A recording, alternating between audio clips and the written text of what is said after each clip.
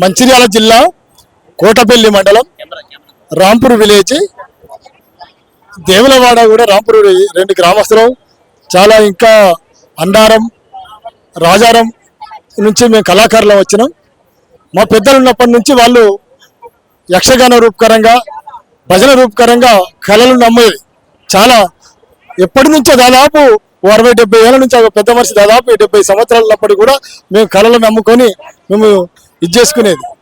ఇప్పుడు మేము ఇప్పటికి కూడా ప్రభుత్వం ఇవ్వకున్నప్పటికీ కూడా ఏదైతే ఉపాధి ఇవ్వనప్పటికీ కూడా మేము ఇప్పటికి కూడా కళలని మేము మర్చిపోతలేము. మా కళాకారులకు అన్యాయం జరుగుతున్నది ఎన్నో విధాల.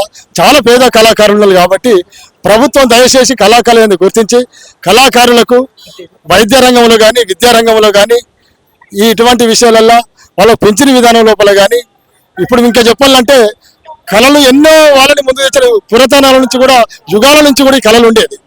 ఇప్పుడు కూడా అటువంటి కళలు ఉన్నాయి, చాలా చాలా తగ్గినాయి. అటువంటిది ఇప్పుడు ఇటువంటి మురళీధర్ దేశపాండే వారి నాయకత్వంలో చాలా బాగా జరుగుతుంది. ఇంకా కూడా జరగాలని కోరుకుంటున్నాం. ఒకటి మా అందరికీ న్యాయం జరగాలి.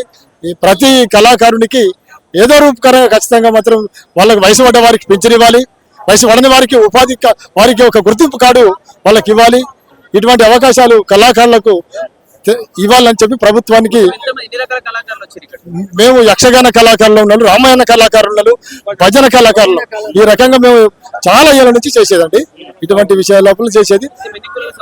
దాదాపు కులాలు అంటే దాదాపు 4-5 కులాల రకాలలో ఉండేది. ఇలా కుల మత భేదం లేకుండా కళ అనేది గొప్పగా మేము భావించేది. కళ ఒకటి అనేది భావించేది. అన్ని కళలకు సంబంధించి ఉన్నాము.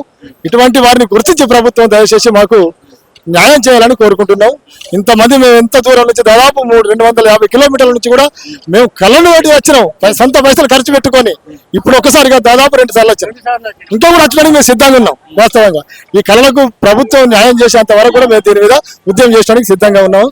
దీనిపై మీ అందరికీ తెలంగాణ ఉద్యమంలో కూడా పాల్గొన్నారు మీ కళాకారులు, రకరకాల వేషాధారాలతో కూడా రకరకాల ధర్నాల్లో కూడా తెలంగాణ ఉద్యమం లోపల కళాకారులు లేకపోతే ఉద్యమం వచ్చేది ఈ తెలంగాణ వచ్చేది కాదు. వాస్తవంగా చెప్తే ఇలా ఒక కళ ఒక పాట అంటే ఎటువంటి ఒక తెలియనటువంటి వాళ్ళకు కూడా ఒక మనసులో సోచుకుపోయింది.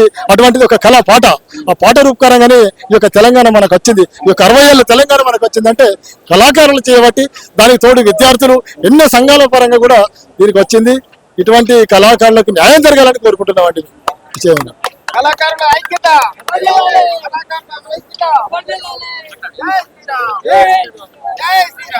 కళాకారుల నాయకత్వం, కళాకారుల నాయకత్వం. పురాతనం కాడికెళ్ళి భజన మండలి యక్షగానం కాబట్టి ఆ పెద్దల ద్వారానే మా యక్షగానం భజన మండలి కూడా ద్వారానే నడుస్తుంది. మన కళాకారుల బృందానికి మన ముందుకు సాగనింపాలని ఈ పెద్దలచే ఈ దేశపాండే గురించి వీళ్ళందరూ మనం ముందుకు నడిపించి ఇక కూడా ముందుకు నడవాలని మేము కోరుకుంటున్నాం. మీకు రవీంద్రబాద్ లో మస్తు ప్రోగ్రాంలు అయితే ఎప్పుడన్నా మీకు ఇన్వైట్ చేసిరా? మీకు మీ ప్రోగ్రాంలు చేయడం లేదు, ఇంతకు ముందు ఒక్కదాం వచ్చినాం, ఇదో 2వ సారి ఇక్కడికి వచ్చుడు. ఎవరు పిలవలే. అందుకోసమే ఈ కళాకారులను పట్టించుకోవాలని, దీన్ని ముందుకు సాగనింపాలని మారుమూల ప్రాంతాల నుంచి ఎక్కడెక్కడలో దూరానికి వచ్చినాం. రాత్రి 2 గంటల నుంచి లేచి కూడా ఇక్కడికి 9 వరకు చేరుకున్నాం. అటువంటి దాన్ని ముందుకు తీసుకుపోవాలి. ఈ కళాకారులకు ఏదైనా ఒక ఉపాధి అట్లాంటిది. రకరకాల యక్షగానాలు ఉన్నారు, రకరకాల వేషధారణలతో పనిచేసే కోలాటాలు ఆడే వాళ్ళు ఉన్నారు, కానీ ఎవరికి కూడా పని లేకుండా పోతుంది బయట. మరి ఏంది నిజంగా మీ వృత్తి ఇబ్బంది జరుగుతుంది, మరి అట్లా జరుగుతుంది, మీ పరిస్థితి ఏంది మరి నెక్స్ట్? అందుకోసమే మేము ఈ గుర్తించి ప్రభుత్వ హామీ ఏదైనా పథకాలు ప్రోత్సహించి మాకు ఈ ప్రభుత్వ తరఫున ఉపాధి కల్పించాలని ప్రభుత్వాన్ని కోరుకుంటున్నాం. కళాకారులకు అందరికి కూడా ప్రభుత్వం ఆదుకోవాలి.